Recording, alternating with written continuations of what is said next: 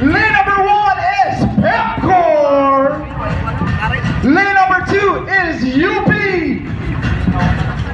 Lane number 3 is the Philippine Titans.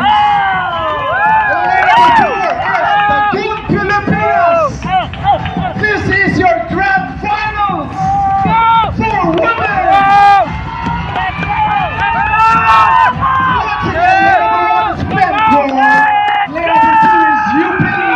Lane number 3 is Titans. Lane number 4, the Good Filipinas. Leading the winners. Lane number 3, and that is the Philippines.